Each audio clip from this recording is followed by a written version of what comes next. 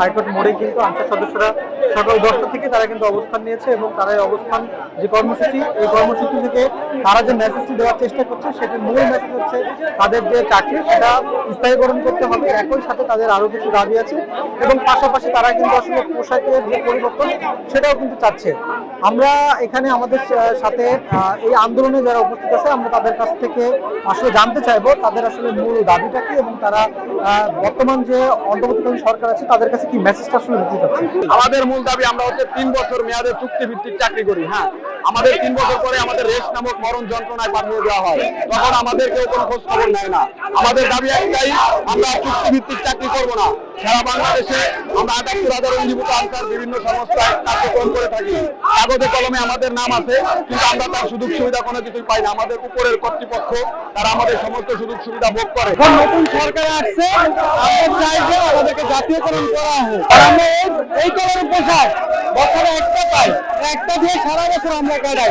একজোড়া ভোট কিনে নেই, আমরা একজোড়া ভোট আমরা 748 টাকা করে কিনে নেই। 1948 সালে আমাদের আনসার বাহিনী গঠিত হয়, ব্যাটালিয়ন গঠিত 1976 সালে। 1976 সালে ব্যাটালিয়ন গঠিত হয়, ওরা জাতীয়করণ হতে পারছে, কিন্তু আমরা 1938 সালে গঠন হই, আমরা জাতীয়করণ হতে পারছি না।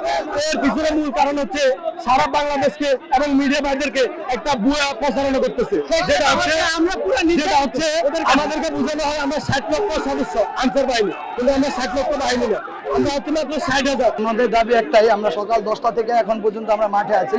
আমাদের চাকরি অস্থায়ী, আমরা চাকরিটাও স্থায়ী চাকরি চাই। গ্রাম পুলিশ এবং অন্যান্য যারা আছে, সবচেয়ে অবহেলিত বাহিনী হলো আনসার বাহিনী। আনসার আপনার বিমানবন্দর থেকে ধরে বিভিন্ন মন্ত্রণালয়, তারপর পাসপোর্ট অফিস, বিমানবন্দর সব জায়গায় আছে, ঠিক আছে। আমরা সরকারি বিভিন্ন কাজে নিয়োজিত থাকি, কিন্তু আমাদের 3 বছর পর 6 মাস, 7 মাস, 8 মাস এবং 1 বছরে পার হয়ে যায়, আমাদের মেসেজ দেয় না। বিনা বেতনে আমরা বসে থাকি। আমাদের এই মুক্তি, এই পাপ থেকে মুক্তি চাই আমরা।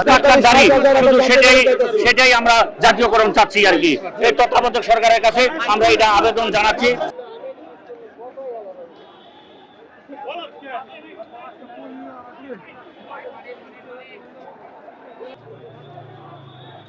Oh.